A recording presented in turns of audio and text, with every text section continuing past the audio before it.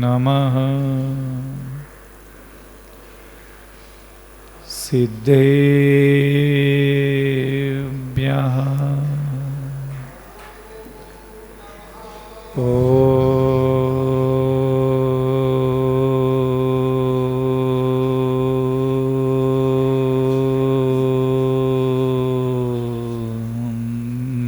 नमः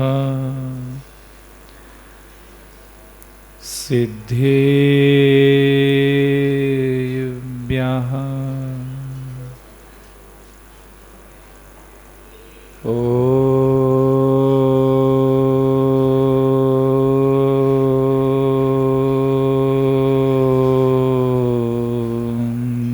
नमः सिद्धेभ्यः।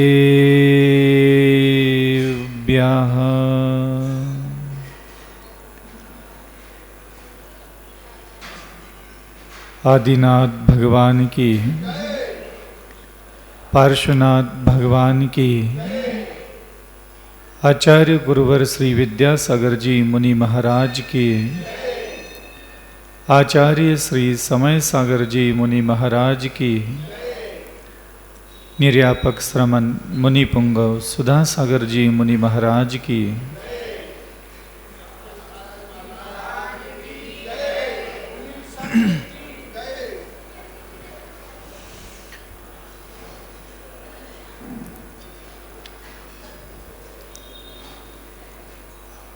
जिन्होंने प्राप्त किया था अपने श्रम से, अपने तप से, अपने स्वभाव की सुंदरता से, ध्यान से, चिंतन से, मंत्रोच्चारण से, जिन्होंने प्राप्त किया था मान, सम्मान, प्रतिष्ठा, वंदनीयता, पूजनीयता, स्मरणीयता, भजनीयता, जिन्होंने प्राप्त किया था भौतिक सुख की सर्वोच्च अवस्था, समुद्र पर्यंत भूमि के स्वामी, 32,000 मुकुटबद्ध राजाओं के स्वामी, 96,000 गुणवान, शीलवान, मर्यादावान, लज्जावान, जिनके रूप की महिमा स्वर्ग की देवियां भी गाती थी,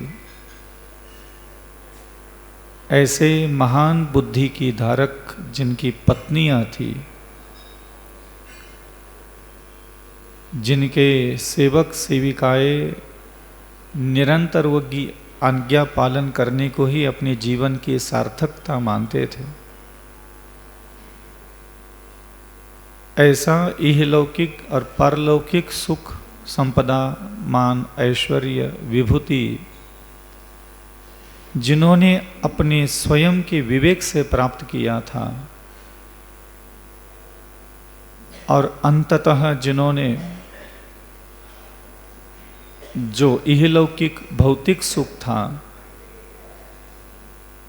उसको क्षणभंगुर, विनाशिक, नाशवान समझ करके अपने अंतःकरण में वैराग्य को प्रकट करते हुए जिन्होंने वितराग दिगंबर मुद्रा धारण की थी, मैं अविचल सागर ऐसे महान दिगंबर मुद्रा धारण करने वाले उन 24 तीर्थंकरों के चरणों में पुनः पुनः भावपूर्वक नमस्कार करता हूँ।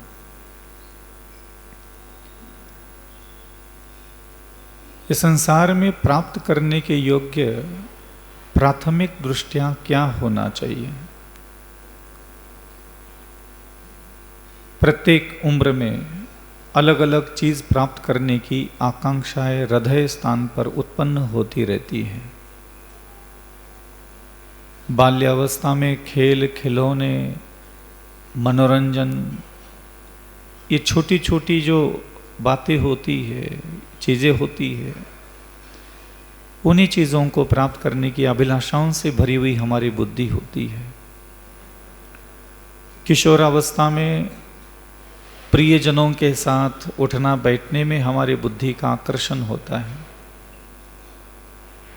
लेकिन जब हमारा मस्तिष्क, जब हमारी बुद्धि काम विकार से ग्रसित होती है, तब स्त्री का शरीर और पुरुष के शरीर को प्राप्त करने की कामनाओं से भरी हुई हमारी बुद्धि होती है। पारिवारिक जिम्मेदारियों का निर्वाह करने की उम्र में, युवा अवस्था में धन के प्रति हमारी बुद्धि में काफ़ी आकर्षण होता है, और उम्र जब प्रौढ़ अवस्था में पहुंचती है, तब हमारे बुद्धि में प्राय करके समाज में मान सम्मान, प्रतिष्ठा, प्रसिद्धि, अन्य जनों के चित्त में हमारे लिए, हमारे व्यक्तित्व को लेकर के एक अच्छी छवि उभर करके सामने आए, इसी प्रकार की भावनाओं से हमारा हृदय भरा हुआ होता है। जब हमारा शरीर वृद्धावस्था को प्राप्त होता है, शरीर अपने मूल स्वभाव की तरफ लौट आता है, उस पे अनेक प्रकार के साध्य असाध्य रोग प्रकट होने लग जाते हैं, और हम चित्त की आकुल व्याकुल परिणामों से होकर के इस नश्वर शरीर से पीड़ित होते हुए, दुखित होते हुए अनेक प्रकार के विचित्र मनस्थितियों से यह वृद्धावस्था का समय हम व्यतीत करते हैं। यही जीवन हमारा अनंत काल से चला आ रहा है। यह मन कभी खेल खिलौने मांगता है, कभी इष्टजन बंधुजन बांधवजन मांगता है, कभी स्त्री मांगता है, कभी पुरुष मांगता है, कभी पानी भोजन, कभी सोना चांदी हीरे जवाहरात मांगता है, ये कभी औषधि मांगता है, ये कभी वस्त्र मांगता है, ये कभी मान सम्मान प्रतिष्ठा यश कीर्ति मांगता है।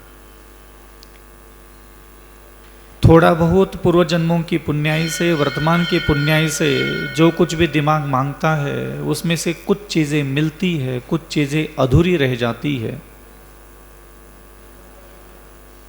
हर बार हमने भोगा, हर बार हमने आनंद लिया, हर बार हमने इन सारे जगत की वस्तुओं के साथ खूब खेल खेला, लेकिन कभी भी आज तक हम तृप्त होकर के नहीं मरे। कभी धन से तृप्त नहीं हुए, कभी मान सम्मान यश कीर्ति वैभव जितना हमने चाहा उतना नहीं मिला, इसलिए तृप्त होकर के हम कभी मरे ही नहीं। कामादिक सेवन हमने असंख्यात बार, हजारों बार काम सेवन कर लेते हैं, लेकिन तृप्ति का अनुभव नहीं आता। जीवन ऐसे ही अतृप्तता में नाना प्रकार के इंद्रिय विषयों का आनंद मनोरंजन करते हुए आगे निकलता चला जाता है, और जमा पूंजी कुछ होती धरती है ही नहीं। छुप छुप करके लोगों की नज़रों से दूर हो करके खाने की, देखने की, छूने की, चखने की, सुनने की चीज़ों का मनोरंजन करते हैं। लोगों से ढाक के रखते हैं कि हम कितना सुख भोग रहे, कहाँ कहाँ भोग रहे हैं,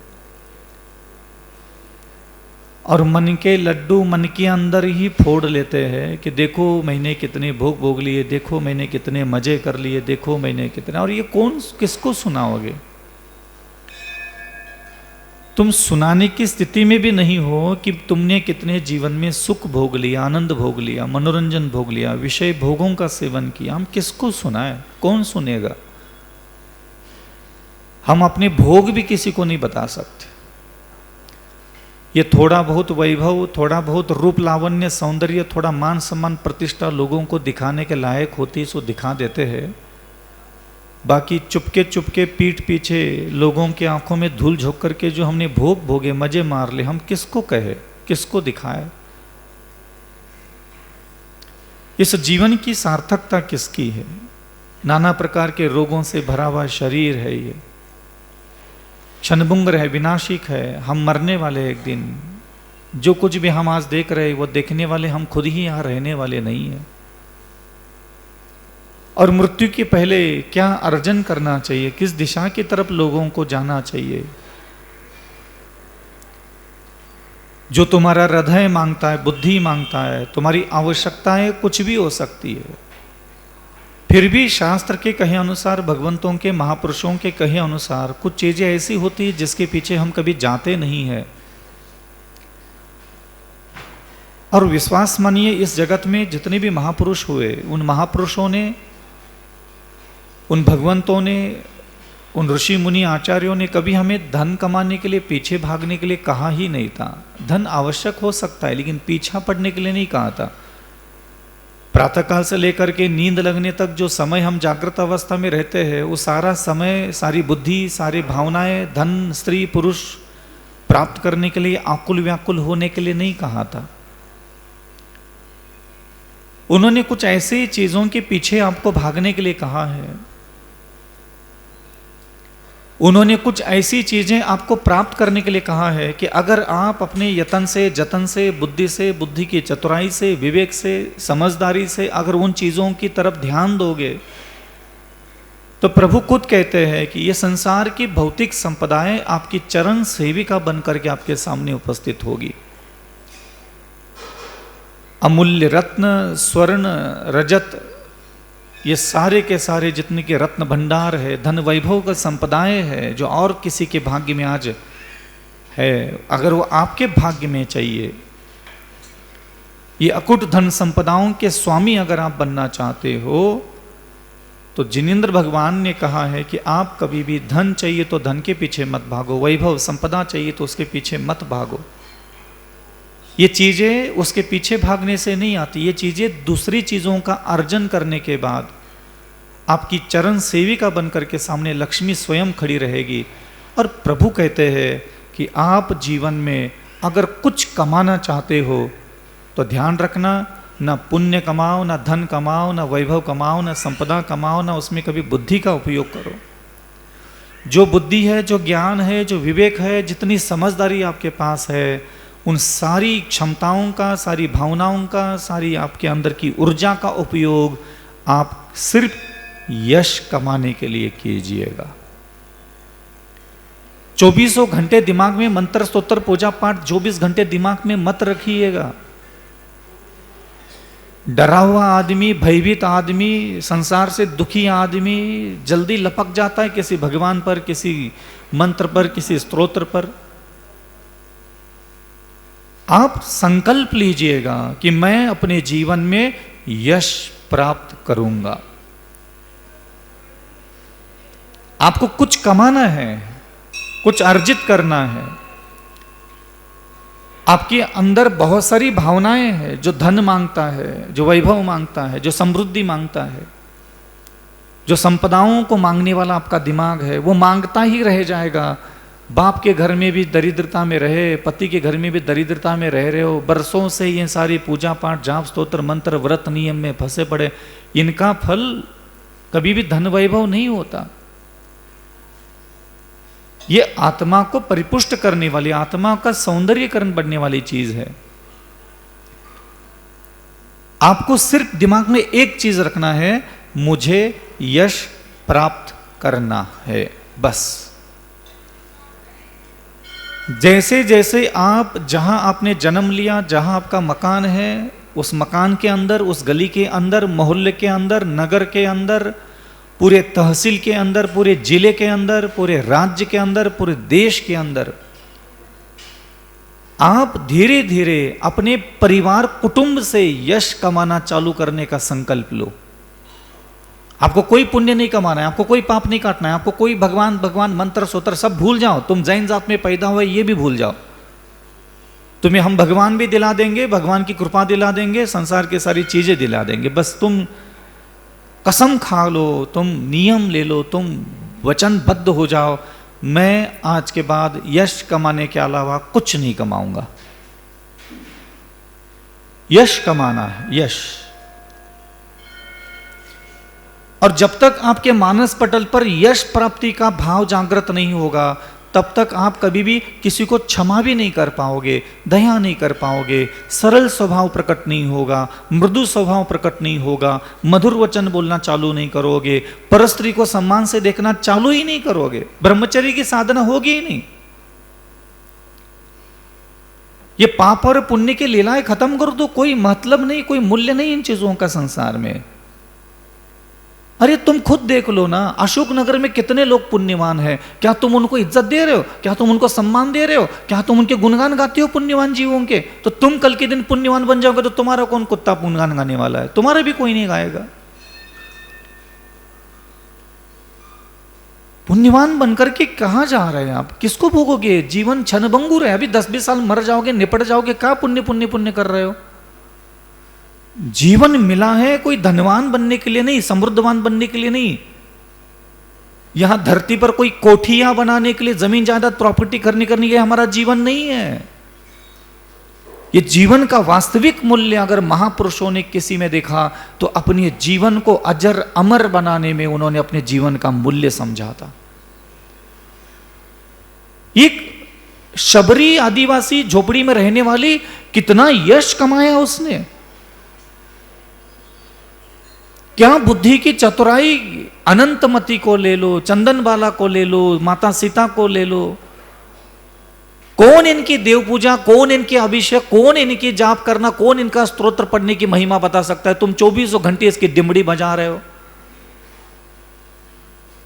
इन सारी महान महिलाओं ने यश कमाया, कीर्ति कमाई। आधे जीवन माता सीता ने जंगलों में और कूड़े कचड़ों में और गुफाओं में और इधर कंदराओं में दर्दनाक जीवन जिया। उससे क्या दर्दनाक जीवन तेरे पास है? क्या मैना सुंदरी के भाग्य में कोड़ी पति के साथ ब्याह करके दिया? क्या यश कमाया उसने अपनी बौद्धिक सुंदरता से? लाखों करोड़ों रिद्धधारी सिद्धधारी मुनि महाराज भी जिसका नाम लेने के बाद अपने हृदय को प्रसन्न करते, ऐसे महिलाओं के नाम थे। उन्होंने कभी भी पुण्य नहीं कमाया। माता सीता कभी पुण्य कमाने के पीछे पड़ी थी? तुम 24 घंटे पुण्य पुण्य पुण्य पुण्य पुण्य पुण्य, दोष लगो पाप लगो पाप लगो पाप लगो, मंदिर छोड़ गो, पूजा छोड़ गो। कब गई थी मैना सुंदरी मंदिर? कब गई थी शबरी माता मंदिर? कब गई थी सीता माता रोज मंदिर? कसमें खा करके टूट गो, नियम ले तो टूट गो, दोष लग गो, पाप लग गो की कहानी तुम्हारी चलती बस खाली। और तुम्हें लगता है कि तुम बहुत बड़े धार्मिक हो। तुम्हारी धार्मिकता कितना तुम्हारे काम आ रही है ना तुम्हारे परिवार के काम आ रही है। तुम्हारी धार्मिकता से किसी को क्षमा प्राप्त हो रही है क्या? तुम्हारी धार्मिकता से किसी को दया प्राप्त हो रही है? तुम्हारी धार्मिकता से किसी को मधुर वचन सुनने का सौभाग्य प्राप्त हो रहा है क्या? तुम्हारी धार्मिकता से किसी को विनय गुण प्राप्त हो रहा है क्या? तुम्हारी धार्मिकता से किसी के बारे में अच्छा सोचा जा रहा है क्या? तुम्हारी धार्मिकता से क्या हो रहा है इस दुनिया में? कुछ नहीं, 2 कौड़ी का भी नहीं।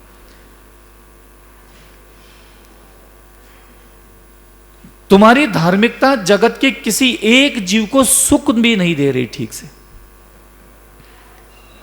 पता नहीं खुद का क्या सुख ढूंढ रहे हो, खुद का क्या पुण्य किसके लिए कमा रहे हो, कौन सुखी हो रहा है, कौन तुम्हें सुखी होना आता है? अकल है तुझ में सुखी होने की? और इसलिए ध्यान रखना, महापुरुषों के जीवन चरित्र को जब मैं पढ़ता था मैं ये देखता था कि वो क्या कमा रहे हैं। किसी एक स्त्री ने बोल दिया जाओ कल तुम्हारा सुबह राज्याभिषेक है, लेकिन नहीं, मैं चाहता हूं कि तुम वनवास स्वीकार करो 12 साल का। जी बोल दिया, ठीक है, क्यों, किस लिए, क्या गलती हुई, हमने कहा कर दो, हमने तो कचो नहीं कर रहा।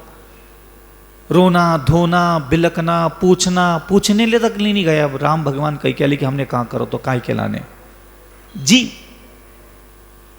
ये संसार में महापुरुष किसको कहते हैं? जिन्होंने यश प्राप्त करने के लिए इस संसार का सारा वैभव भी छोड़ दिया, और तुम उस तुच्छ वैभव के पीछे अपना यश मिट्टी में बर्बाद करके तुमने ये मुट्ठी भर सोना, मुट्ठी भर जमीन, मुट्ठी भर अनाज खा लिया, मुट्ठी भर कपड़े पहन लिए, और मन को ही गुदगुदी दे रहे हो तुम। चोरी चपाटी हना मारी घर गृहस्थी में आग लगा करके अपने ही कुटुंब परिवार के मुट्ठी भर सोना मुट्ठी भर जमीन को प्राप्त करके खुद ही खुद के कलेजों को गुदगुदी दे दे हो, बस यही तुम्हारा सुख है। पूरे गली मोहल्ले में तुम्हारा अपयश देखो कितना है, तुम्हारे घर में तुम्हारा कोई यश नहीं है। और आप देखो कौन कल्याण के मार्ग पर आगे बढ़ता है? जिसका यश प्रचंड होता है। और ध्यान रखना, यश मिलता किससे है? यश इससे नहीं मिलता कि आपके पास पैसा कितना है, आप दान कितना देते हो। कई सारे नगर में दान दाता रहे, उनके पैसे देने की आदत को तो लोग पसंद करते हैं, लेकिन उस व्यक्ति को ही पसंद नहीं करते। कई सारे ऐसे दानदाता है, उसको पैसा देने की आदत है, वो दे देता है, सामने बैठे रहते तो अध्यक्ष आकर के, कांसल जी आकर के माला फैला देंगे, टिंकल आकर के कर देगा, उमेश जी आकर के, लेकिन उस व्यक्ति को कोई पसंद नहीं करता। क्यों? यश नहीं, उस व्यक्तित्व के चरित्र में, स्वभाव में, बुद्धि में, नियत में, उसके व्यवहार कुशलता में जो सौंदर्य देखना चाहते हैं समाज, वो बौद्धिक सुंदरता, व्यवहारिक सुंदरता, वो नम्रता, वो लघुता, वो दे नहीं पाए हम किसी को, धन ही दे पाए। हमारे पास रूप था, हमारे पास एक सुंदर शरीर था, हम वही सुंदर शरीर देकर के किसी को प्रसन्न किए। हमने क्या दिया है किसी को? हमने जगत की किसी स्त्री को भी प्रसन्न किया, पुरुष को प्रसन्न किया? कौन से गुणों के द्वारा हमने उनको मोहित किया है? शरीर की सुंदरता ही परोस ली। किसी पुरुष ने अपना धन परोस लिया किसी स्त्री के सामने तो वो वश हो गई। हमने आखिर किसको दिया ही क्या है? किसी भी व्यक्ति के हृदय को विजय प्राप्त करने के लिए क्या हमारे स्वभाव की सुंदरता के कारण किसी को हम आज तक वश कर पाए? जिनके साथ आप रोज उठते बैठते बोलते चलते खाते पीते हो, उनको आप अपनी हृदय की सुंदरता, बुद्धि की सुंदरता, वाणी की सुंदरता, चरित्र की सुंदरता, भाषा की सुंदरता, विचारों की सुंदरता से बगल के 4 माता पिता भाई बंधु पति पत्नी के हृदय को तक प्रसन्न नहीं कर पाए, और तुम जैसे नगोड़ी लोग इधर नटुरे भटूरे नाक नकटी येड़ी उचाक करके सौले के कपड़े पहन करके मंदिरों में आकर के भक्तामृत स्तोत्र को प्रसन्न कर ले, नमोकार मंत्र की महाशक्तियों को प्रसन्न करना चाहते हो, देवताओं को इंद्रोगण के साक्षात प्रसन्न करना चाहोगे। कैसे मंत्र पढ़ू, कैसे स्तोत्र पढ़ू, तुम्हें क्या लेना देना? कौन से वो तुम पर प्रसन्न होने वाले हैं? तुम नाहक अपना कर्म काटने के पीछे पड़े हो, तुम नाहक अपना पुण्य कमाने के पीछे पड़े हो। काहे को कर्म काटने की इच्छा रखते हो? छोड़ दो कर्म काटने की इच्छा, तुम ठेका ले लो, मैं मेरे कुटुंब में यश कमाऊंगा। तुझे कर्म कटना क्या होता है, तपस्या क्या होता है, तब पता चलेगा। मेरे परिवार के अंदर 12 लोग हैं, मैं सबका हृदय विजय प्राप्त करूंगा, ऐसा संकल्प ले लो, तब पता चलेगा तुझे त्याग क्या होता है, तप क्या होता है, सहनशीलता क्या होती है, नम्रता क्या होती है, लघुता क्या होती है, निस्वार्थता क्या होती है, क्षमाशीलता क्या होती है, दया क्या होती है, माधुर्यता क्या होती है। ये सारे जिनागम में लिखे हुए काले अक्षर भैंस बराबर तेरे अंतःकरण में ऐसे सांप जैसे रेंगने लग जाएंगे। कसम तो खाओ। तुम 24 घंटे जिनके परिवार के बीच में जिनके रोटियां खाते हो, जिनके कपड़े पहनते हो पैसे से, जिनकी दुआओं से तुम जीवित हो, जिनेंद्र भगवान के आगम ग्रंथों में लिखा हुआ जितना ज्ञान है सदाचार का, ठीक उससे उल्टी हरकतें वही 10-20 लोगों पर तुम दिन भर उड़ेलते रहते हो। और यहां आकर के दुनिया भर की पंचायत, मंत्र तंत्र पूजन पाठ जाप स्तोत्र, नंदीश्वर दीप और सिद्ध चक्र विधान, और इतने चढ़ा क्या उते चढ़ा क्या, या तबे कर ले तबे कर ले, ये कासन हैंगे, अष्टमी हैंगे, नागा बाबा को पकड़ करके पूछते रही हो, कोई काम तो है ही नहीं नागा बाबाओं का, हम जैसे लोगों का। 35 उपवास और 48 उपवास और 65 उपवास और 1234 या 16 कारण उपवास, और दे धनादन धनादन धनादन धनादन धनादन। खुद के दिमाग को भी ठग के रखा है और पूरी दुनिया को ठग के रखा है, ऐसा धार्मिक नाटक करके। हमने भी ठगा है दुनिया को नागा बाबा बन करके। यश कमाने की इच्छा होना चाहिए। जहां खड़े हो, जहां बैठे हो, जिधर तुम्हारा विवाह हुआ है, तुम कसम खा के ले लो, तुम 100 मीटर का यश कमाओगे अगले 10 साल में। तुझे मोक्ष क्या होता है, स्वर्ग जाने की साधना क्या होती, तब पता चलेगा। जहां तुम्हारा विवाह हुआ है, जहां तुम विवाहित होकर के बैठे हो, जहां तुम दुकान खोल के बैठे हो, सिर्फ 100 मीटर के एरिया में तुम अपना यश कीर्ति प्राप्त करके दिखाओगे। ले लो संकल्प, तब तुम्हें पता चलेगा क्षमा किए बिना यश नहीं होता, दया किए बिना यश नहीं होता, मधुर वचन बोले बिना यश नहीं होता, दूसरों के साथ अच्छा सोचे बिना यश नहीं मिलता, त्याग किए बिना यश नहीं मिलता। अपने परिवार के बीच में कोई व्यक्ति लालची है जो जमीन जायदाद ज्यादा चाहता है, उसको दे दो, पूरी अशोक नगर में तेरी जय जयकार हो जाएगी। देखो भाई ने धन हड़प लिया, चूत चपाट तक नहीं किया इस बंदे ने, जो मिला हिस्से में लेकर के अपनी रोजी रोटी खा रहा है। भले ही तो दरिद्री बना रहेगा, लेकिन अशोक नगर के 3000 जैन समाज के घर में तेरे को हृदय के अंदर उच्चा संस्थान मिलेगा। ये भाई ने देखो इसको निचोड़ डाला, लेकिन इसके माथे पे शिकन तक नहीं आई। इसको किसी ने भड़काया कि ले ले अपने भाई कैसे की प्रॉपर्टी, तुझे तेरे हक बनता था। इसने नम्रता के साथ जवाब दिया कि नहीं, मैं मेरे भाग्य का खा रहा हूं। मैना सुंदरी जैसा जवाब देने के लायक तो बने नहीं हो। आ गए इधर मुंह उठा करके फलाना स्तोत्र और फलाना मंत्र और फलाना पूजा, 3 पूजा और अभिषेक कर लो, नित्य कर लो, उते कर लो, गुल्लक में पैसे डाल दो। डालते रही हो तुम और खुद के कलेजे को खुजली मिटाते रही हो। ये जैन धर्म तुम्हारे कलेजे की खुजली मिटाने के लिए नहीं है। ये जैन शासन सिर्फ यश प्राप्त करने के लिए होता है। सब कुछ छोड़ दो, तुम सब छोड़ दो और एक ठेका ले लो, मैं जीवन में सिर्फ यश प्राप्त करूंगा। और यश प्राप्त करने के लिए सिर्फ इस्तेमाल करना है अपने दिमाग का, अपनी आंखों का, अपनी वाणी का, अपने हाथ का, अपने पैरों का, अपनी जिह्वा से निकले हुए शब्दों का इस्तेमाल करना है सिर्फ यश प्राप्त करने के लिए। इतने डरे डरे से, इतने भयभीत रहते हो, इतने आतंकित रहते हो, कर्मों ने चारों तरफ से घेरा है। कभी इधर से चपेट लगती है, कभी इधर से थप्पड़ लगता है, कभी इधर से कोई ठग के चला जाता है। घरगृहस्थी कौन सी, चारों दिशाओं से ठग विद्याएं धारण करने वाले लोगों से घिरे हुए हो। कहां तक किसके चंगुल से बचते रहोगे। नाना प्रकार की विपत्तियां यूं आकर के ये निकल के नहीं खत्म नहीं हुई कि उधर से आकर के वो टपक जाती है। ऐसे तैसे करके 10 लाख बचा लिए, पता चला घर की डुकरी बीमार पड़ गई, आईसीयू में चली गई, 3 लाख ऐसे निपट गए हवा में। और ऐसे ही ऊपर चली गई तो समझ लेना वो 7 लाख भी गए डिब्बे में। तेरी भी मनाते मनाते 7 लाख निकल जाते। कर क्या लोगे तुम्हें संसार का कोई उपाय है। जिंदा रहने वाले लोग अलग से पैर लेते हैं, मरने वाले लोग मरते मरते अलग से पैर के चले जाते हैं। और तब तक तुम मरने लायक हो जाते हो जब तक इन सारे लोगों के हिसाब किताब निपटा जाते हो। इसलिए ध्यान रखना, जीवन में अगर कुछ कमाना है ना तो सिर्फ कसम खा के बैठो, मुझे यश कमाने के अलावा और कुछ कमाना ही नहीं है। हमने आचार्य विद्यासागर महाराज जी को देखा, लोग कहते हैं चर्या अच्छी, स्वभाव अच्छा। बेटा ये लोग स्वभाव अच्छा कोई नहीं कर सकता, तुम्हारे बस की नहीं है। लेकिन एक अंदर से ऐसी बिजली की गोंद चलती, मैं यश कमाऊंगा।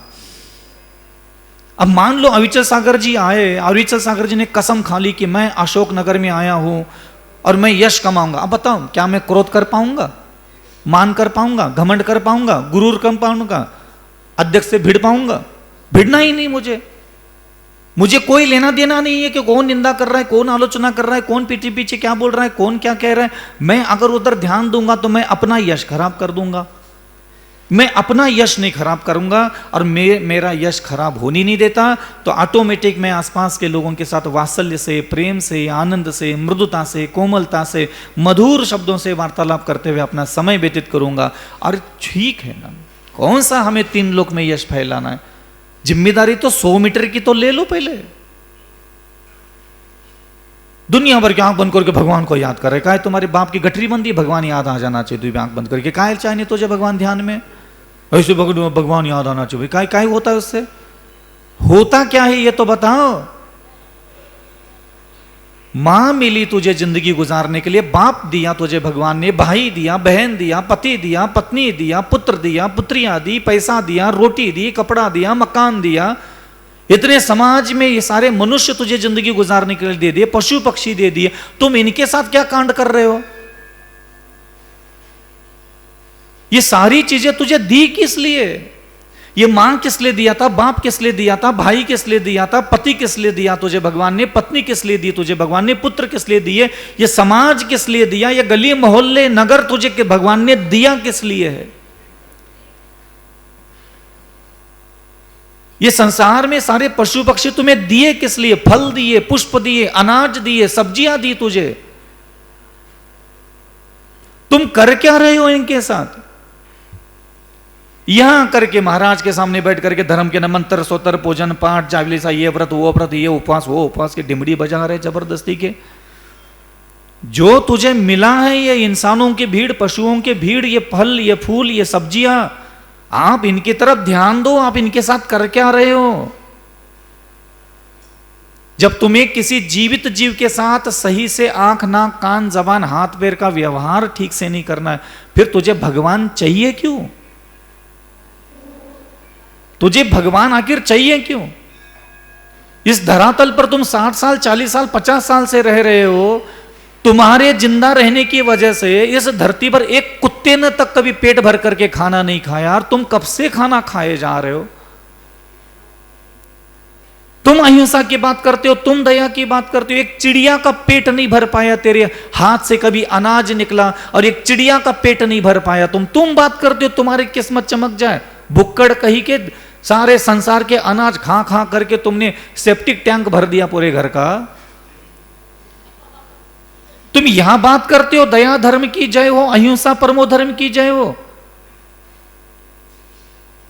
दिन भर ये चपड़ चपड़ दुकरिया लगे रहते, माला लेकर के इतने आंखों पे ऐसे ऐसे कल के ऐसे ऐसे कल के सम्यक दर्शन सम्यक ज्ञान सम्यक। तुम्हारे कौन कुत्ता देख रहा है तुम्हारे सम्यक दर्शनाय नमः, चारित्राय नमः, ज्ञानाय नमः?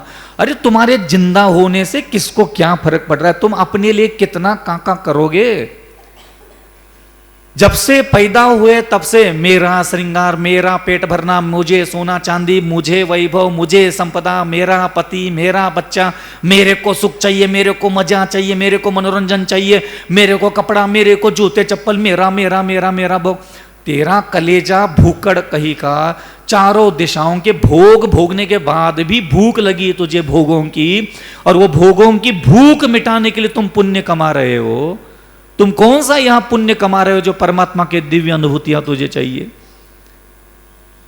अनंत काल के इंद्रिय विषयों की भूख मिटाने के लिए तुम्हें पुण्य कमाने के पीछे पड़े हो, और बात करते हो धर्मात्मा बनने के। तुम्हें मैं धर्मात्मा कहूं? या तो तुम कहो मुझे कि मुझे भोग भोगने के लिए मैं पुण्य नहीं कमाना चाहता, तब मैं तुझे धर्मात्मा कहूं। मंदिर पूजा पाठ जाप स्तोत्र करते हो खुद के शरीर की इंद्रियों के भोग भरपूर मिल जाए इसलिए, और यहां करके हमारे मुंह से सुनवाना चाहते हो कि मंदिर आते हो, पूजा करते हो, जाप करते हो, अभिषेक करते हो, तो हम अपने मुंह से बोले कि तुम बहुत बड़े धर्मात्मा हो। काहे के धर्मात्मा तुम?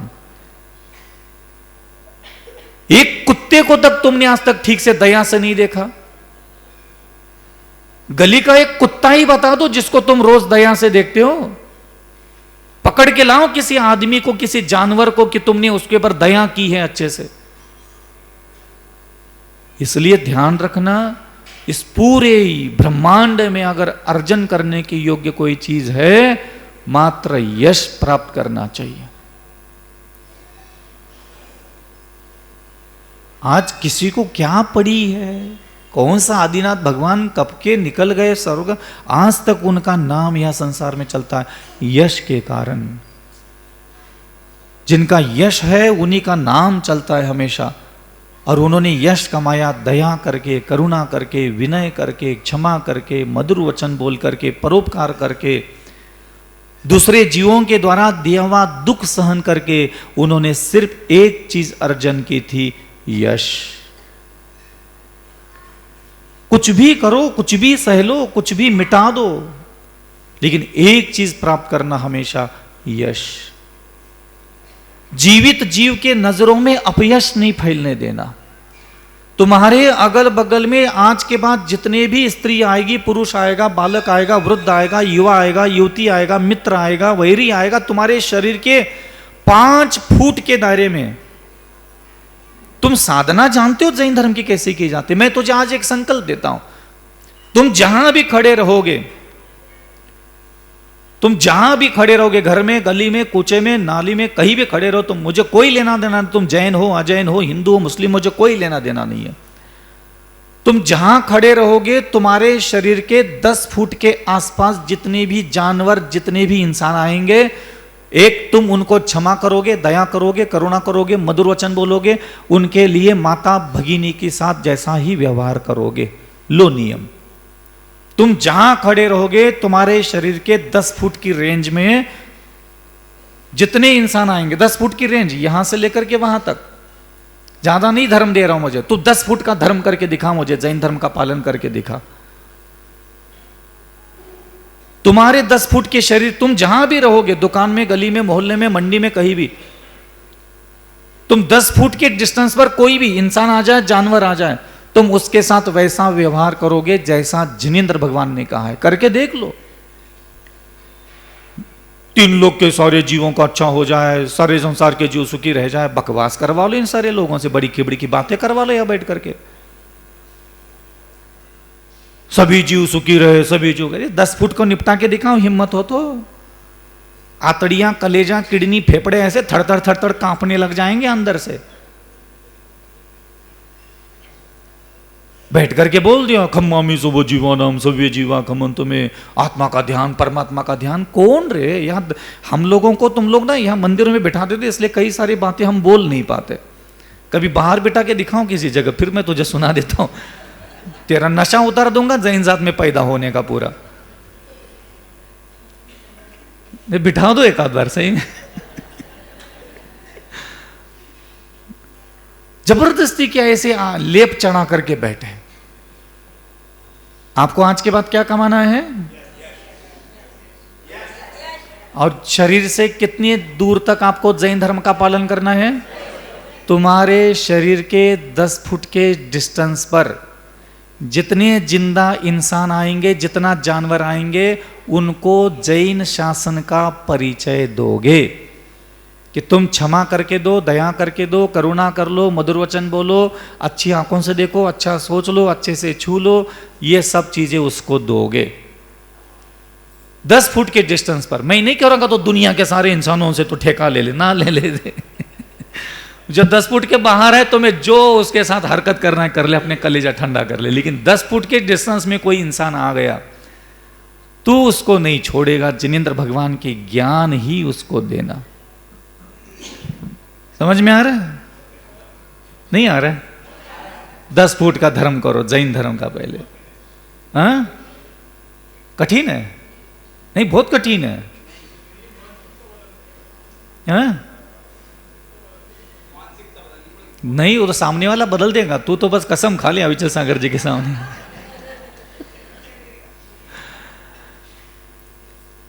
महापुरुषों ने हमेशा अपने यश को सुरक्षित रखा था। पुण्य को कभी भी भोगने की इच्छा महापुरुषों ने की नहीं। मैना सुंदरी चाहती तो राज का सुख भोग सकती थी पिताजी को ना बोल करके। राम भगवान राज्याभिषेक सुबह करवा सकते थे, राजपाट का सुख भोग सकते थे ना बोल करके, लेकिन उन्होंने अपना यश खराब होने नहीं दिया। ये ध्यान रखना, संसार में सुरक्षित क्या रखने के योग्य है तो अपना यश सुरक्षित रखना चाहिए, और कमाने के योग्य अगर क्या है तो यश कमाना चाहिए। बाकी सब चीजें सेविका बन करके तेरे चरणों की दासी बन करके आ जाएगी। ये धन, ये वैभव, ये समृद्धि, ये ऐश्वर्य, ये हमेशा जिनका यश फैलता है उसके पीछे अपने आप आकर के खड़ी हो जाती है। उन लक्ष्मी को भी लगता है कि संसार में जिसने अपना यश फैलाया है, मैं उसकी सेवा नहीं करूंगी तो फिर किसकी सेवा करूंगी। इसलिए हमेशा जिनेंद्र भगवान ने कहा है कि आप अगर मृत्यु लोक में अगर हो, अजर अमर तो हम है ही नहीं, लेकिन हम अपने कर्मों से, व्यवहार से, वाणी से, बुद्धि से, अपनी क्षमाशीलता, दयाशीलता, आसपास के सारी स्त्रियों को बहन के समान देख के, पुरुषों को भाई के समान देख करके, लज्जा और अनुशासन के साथ देख करके हम जैन धर्म अपने अंदर प्रकट कर सकते हैं। और शुरुआत करो 10 फुट की दूरी से। जब हम ब्रह्मचर्य का व्रत लिए थे 2000 में, तो 2001 से हम साधना चालू की थी, तब हमने 20 फुट का सबसे पहला धर्म का पालन करने का कसम खाई थी 2000 ईस्वी सन 2000 में। आज तो बहुत सारा रेंज बढ़ गया हमारा कि इतने रेंज के सारे जानवरों के साथ, सारे मनुष्यों के साथ, सारे देवी देवताओं के साथ, तो देवताओं को खैर देख ही नहीं सकते आप लोग, तो हमने ठेका ले लिया है कि इतने रेंज के अंदर अगर हमारी आंखों के सामने हम जिससे बात करेंगे उसके साथ हम ऐसे ही हरकतें करेंगे और अपना यश प्राप्त करेंगे। हम ना पुण्य कमाने के लिए कभी दिमाग लगाते हैं, हम ना पाप काटने के लिए कभी दिमाग लगाते हैं। वो हमारा काम है ही नहीं, वो तो भगवान का काम है। भगवान कहते हैं मैं तो हमारे पाप काट दूंगा, तो जब उसका मूड बन जाए तो कटवा लेगा। हम काहे को अपना माथा फोड़े पाप कटवाने के लिए? उसने खुद ने कही है, एवच सागर दर्शनम देव देवश दर्शनम पाप नाशनम। हम काहे को जिम्मेदार ले ले फोकट की? हम अगर हमारे बस की होती कर्म काटना तो हम तो कब के काट करके कुटा मुटा करके सिद्धालय चले जाते। हमारे हाथ में नहीं होता पाप काटना और पुण्य कमाना। हम कौन होते हैं पुण्य देने वाले? और पुण्य वो देगा, पुण्य जितना चाहिए वो दे देगा, पाप जितने कटवाना है उसके हिसाब से दे देगा। हमारा काम है क्षमा करना, विनय करना, मधुर वचन बोलना। हमारा काम है परस्त्री को बहन मानना। हम अपना काम तो कर नहीं रहे। और जो उसका काम है वो भी हम अपने हाथ में लेकर हम कर्म काटेंगे, हम पुण्य कमाएंगे। तू मत पुण्य कमा, तू गलती से भी पुण्य कमाने का ठेका मत ले। कई किताब में नहीं लिखा कि इंसान को पुण्य कमाना चाहिए। कोई भी आगम ग्रंथ दे दो जिसमें यह प्रेरणा दी गई कि प्रत्येक मनुष्य को पुण्य कमाना चाहिए, है ही नहीं कहीं। भगवान ने किसी आगम में लिखा हो तो बताओ कि प्रत्येक व्यक्ति को अपना पाप कटवाना चाहिए, है ही नहीं। वो कह रहे भाई तुम क्षमावान बन लो, तुम मार्दवान बन लो, तुम अर्जवान बन लो, तुम मधुर वचन बोलना सीख लो, बस ये जो करना है वो तो तुमने डाल दिया नाले में। कर्म करते, किसमें ज्यादा कर्म करते? तुम कर्म काटना और कर्म पुण्य आने की जिम्मेदारी मत लो। जो और जिम्मेदारी भगवान ने दी है वो जिम्मेदारी तुम ले लो, बाकी सारे काम भगवान पर छोड़ दो। मैंने अपने हाथ में लिया ही नहीं ठेका। मैंने आज 20 साल हो गए, कभी खोपड़ी में नहीं आता मेरे कि मुझे पुण्य कमाना है। नहीं है तो भी चलेगा, नहीं है तो भी चलेगा। मुझे अशोकनगर में रोटी मिलेगी नहीं मिलेगी चलेगा, वो तय कर लेगा ना, रोटी मिलना नहीं मिलना। मैं काहे को उसके पीछे पड़ूं? मैं सिर्फ करता हूं क्षमा, दया, करुणा, मधुर वचन बोलना, पर स्त्री को बहन मानना, पर पुरुषों को भाई मानना, सम्मान देना, नम्र रहना, लघु रहना, शांत रहना, दुख सहन करना, ये मेरे काम है। मैं मेरे काम ठीक से कर रहा हूं। अब उसको रोटी देना है दे दे, पुण्य देना है दे दे, पाप कटवाना है कटवा दे, मोक्ष भेजना है भिजवा दे। मेरे बस में जो नहीं है मैं उसके पीछे पड़ता ही नहीं हूं। जो मेरे हाथ में, मैं क्षमा करना मेरा काम है, मैं जब चाहे कर सकता हूं। विनय करना मेरा काम है, दया करना मेरा काम है, मधुर वचन बोलना मेरा काम है, पर स्त्री पर पुरुषों के साथ अच्छा व्यवहार करना, अच्छा से देखना, ये मेरा काम है। और तुम्हारा काम कितना अच्छा करते हो देख लो। ये तुम्हारी जिम्मेदारी थी, प्राथमिकता थी, लेकिन हमने इस तरफ कभी भी ध्यान नहीं दिया। ये मंत्र पढ़ पढ़ करके कर्म कटवा रही है, पूजा करके कर्म कटवा रहे। तुम्हारे कर्म कटे पूजा करके। तुम अपने एक बार ना पति को साथ लेके आओ और तुम अपने पति के मुंह से ना दोनों साथ में खड़े रहना और अपने पति के मुंह से बुलवा के दिखाना, मेरी लाड़ी देव बनने वाली है, देव बनने के लायक है, देवी बनने के लायक है, पक्का देव बनेगी है। सुनवा दिया थोड़ा सा। 70 साल की डुकरी भी हो, उसका डोकरा भी जिंदा, तो डोकरे को लिया है।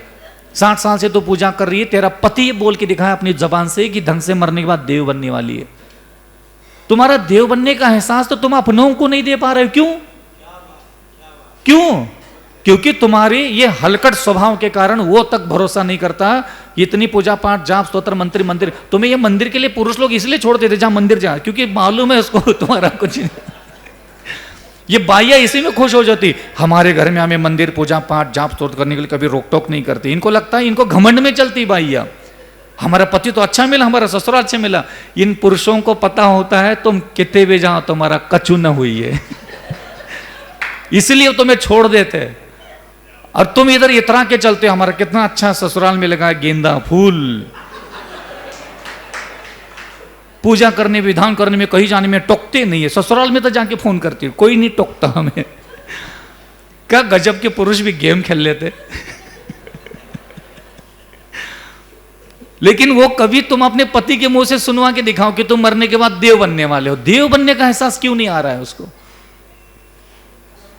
क्योंकि तुम्हें क्षमा, दया, करुणा, विनय, नम्रता, मृदुता, त्याग, निर्मोहता के तुम्हारे अंदर कोई लक्षण तुमने कभी प्रकट होने ही नहीं दिए। इसीलिए कोई भी व्यक्ति अपनी सगी मां के लिए नहीं बोल सकता। 60-60 साल तक मंदिरों में बैठने के बाद भी, नाना प्रकार के व्रत उपवास तप करने के बाद भी, दुनिया भली बोले चाची बहुत अच्छी थी, चाची बहुत उपवास करती थी, चाची बहुत अच्छी करती थी, मरते मरते ऐसे ऐसे उंगली फिर रही थी उसकी, चाची की उंगली बिल्कुल प्राण चल रही थी, बिल्कुल चाची की ऐसी उंगली उंगली उंगली चल रही थी, माला चल रही थी उसकी। कुछ भी बोल लो, लेकिन उसके घर के किसी भी औलाद से, किसी भी नाती पोती से बोल के दिखाओ कि ये डुकरी स्वर्ग में जाकर के देव बन गई होगी, एक भी ना बोलेगा। क्योंकि मालूम था चेचे पैपे, खाना सोना चांदी हीरे जवाहरात, कपड़ा लत्ता, भोजन, रिश्ते नातों में इतने जहर घोल के बैठे थे। ज्यादा माला ज्यादा सोले का खाना खाने के चक्कर में पता नहीं कौन सा मुक्ति का मार्ग इन्होंने अपनाया। तुम्हारे अंदर संवेदना नहीं है कि तुम्हारा मूल कर्तव्य, मूल धर्म है अपने आसपास के जीवित जीव के साथ शानदार अपने स्वभाव का प्रदर्शन करना मात्र ही जिनेंद्र भगवान की वाणी का लक्ष्य है। तुम्हारा कोई भगवान के साथ अच्छा व्यवहार करने के लिए नहीं कहा था। तुम्हें कोई ठीक से पूजा करने के लिए किसी किताब में नहीं लिखा। तुम्हें ठीक से क्षमा, ठीक से दया, ठीक से करुणा, ठीक से नम्र मुद्रा, ठीक से विनय, ठीक से लघुता धारण करने के लिए कहा था। तुमसे वो बनता नहीं और इधर आकर के फिर वो ठीक से करने की कोशिश करता है, जिसको ठीक से नहीं की बिना भी भला हो सकता है। कौन सा अंजन चोर ने ठीक से मंत्र पढ़ा था? बिना मंत्र ठीक से पढ़े भी अपनी बुद्धि की श्रेष्ठता से, अपने प्रेम की सर्वश्रेष्ठता से उसने रिद्धि सिद्धि प्राप्त कर ली ना नमोकार मंत्र की। प्रेम स्थापित किया उसने नमोकार महामंत्र आज को। इसलिए ध्यान रखना, संसार में प्राप्त करने की योग्य क्या है? यश।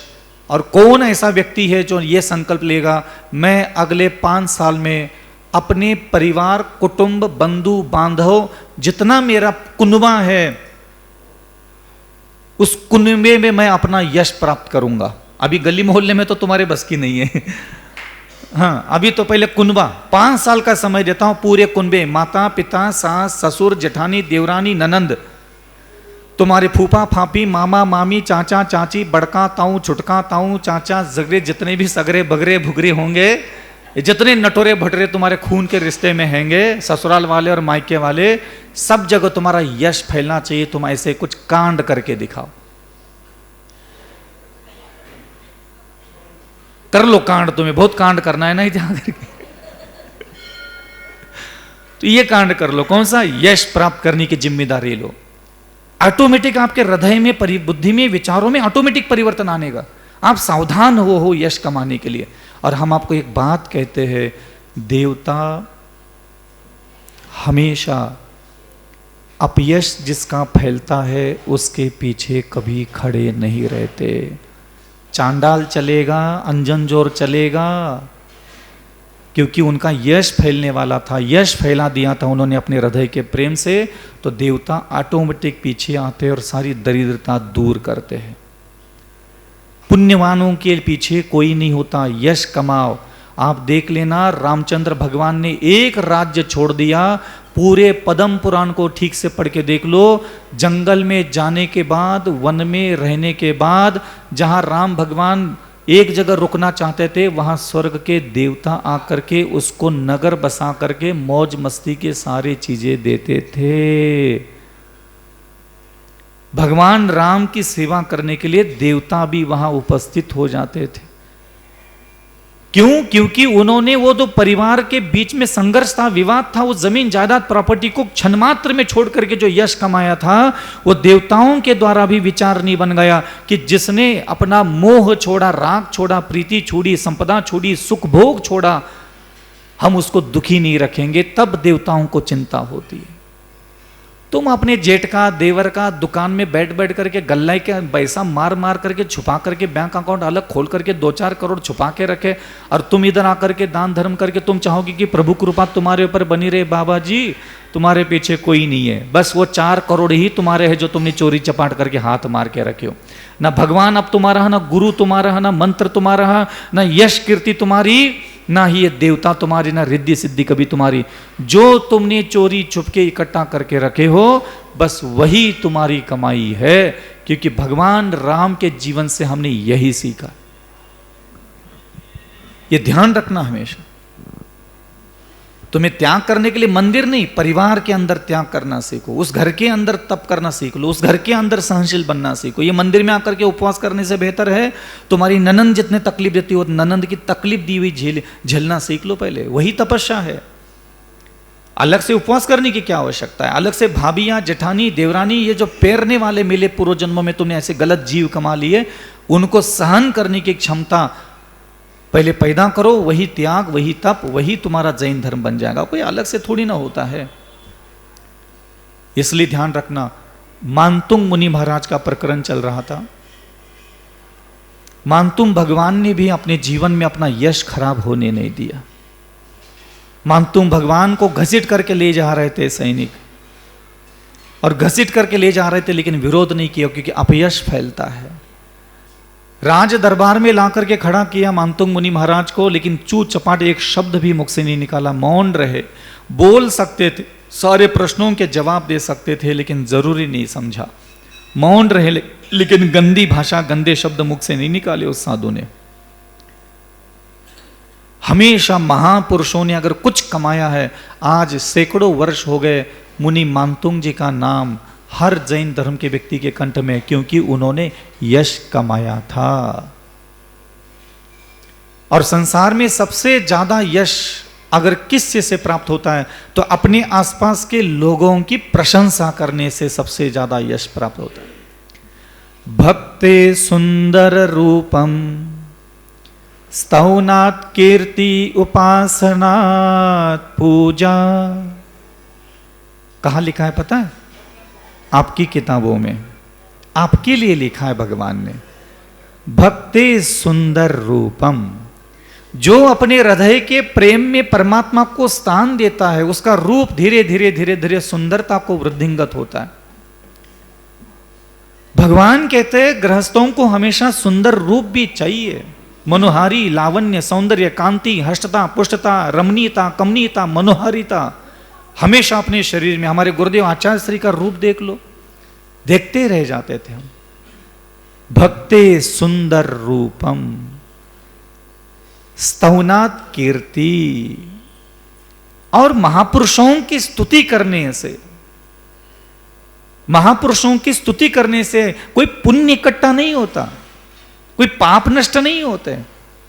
जिनेंद्र भगवान के लिए, क्योंकि कल भी मैंने आपको इसी विषय को लेकर के आगे जोड़ रहा हूं, कल भी मैंने आपको कहा था कि आपको जिनेंद्र भगवान ने एक आज्ञा दी है कि भैया तुम गृहस्थ हो, रागी हो, द्वेषी हो, तुम्हारे परिवार में नाना प्रकार के मलिन विचार सब चलते रहते, कोई बात नहीं, आ जाओ। मैं जानता हूं घर गृहस्थी में काका काका तांडव होते हैं, आ जाओ। और मैं यहां वेदी पर बैठा हूं, तुमने मुझे प्राण प्रतिष्ठित किए, आओ और मेरी स्तुति करो। क्योंकि जिनेंद्र भगवान चाहते हैं कि तुम गृहस्थ में रहोगे तो तुम्हारा शरीर स्वस्थ चाहिए, शरीर में सुंदरता चाहिए, लावण्य, कांति, हर्षता, पुष्टता लगना चाहिए। देखने के बाद क्या गजब का शरीर है इनका। दूसरा भगवान चाहते हैं कीर्ति चाहिए गृहस्थ के पास, और कीर्ति आएगी कैसे? प्रशंसा करने से, स्तौनात् कीर्ति। और तीसरा बताया उपासनात् पूजा। आपकी माननीयता, सम्माननीयता, वंदनीयता। आज भी समाज में ऐसे घर श्रावक सृष्टियों में भी बुजुर्ग लोग हैं जो आज भी अध्यक्ष, मंत्री, महामंत्री समाज के उनको याद करके उनका गौरव से नाम लेते हैं कि हमारे नगर के फलाना चंद थे, फलाना सगर थे, फलाना थे, उन्होंने उपासना की, उनकी आज भी समाज में पूजा होती, पूछा जाता है, सम्मान, उनका मार्गदर्शन लिया जाता है। और ये कमाने की योग्य चीजें होती है। कल भी मैंने आपको कहा था कि ये सब चीजें जो आप लोग कर रहे हो, स्तोत्र पढ़ करके फुर्सत हो जाते हो, इससे आपको संसार में कुछ भी नहीं मिलेगा, मुट्ठी भर अनाज भी नहीं मिलेगा। आपको सिर्फ आपकी तरफ से स्तुति करना आना चाहिए। आपको खुद को एक हृदय मिला, नाभि मिला, कंठ मिला, वाणी मिली, बुद्धि मिला, शब्द का ज्ञान दिया, माता पिता ने हजारों लाखों रुपए खर्च किए आपको पढ़ने लिखने के लिए, और आपको जिनेंद्र भगवान की स्तुति करना आना चाहिए, सिद्धों की स्तुति करना आना चाहिए, आचार्य, उपाध्याय, साधु, परमेष्ठी की स्तुति करना आपको आना चाहिए। स्तुति आपको खुद करना है अपने मानस पटल पर, अपने स्वयं के हृदय से। वो जो शब्द पैदा होते हैं उन्हीं शब्दों से आपको जिनेंद्र भगवान की प्रशंसा करना चाहिए। किसी दूसरे के शब्द कॉपी मार करके उठा करके आपको बोलने का कोई भी अधिकार नहीं है। और कल मैंने काफी आपको उदाहरण सुना दिए थे। आप पढ़ो, ज्ञानार्जन के लिए पढ़ो, आप जानकारी इकट्ठा करने के लिए पढ़ो, आपको प्रभु की महिमा जानना है, उनकी क्षमता जानना है, वैभव जानना है, इसके लिए पढ़ो, कोई मना नहीं।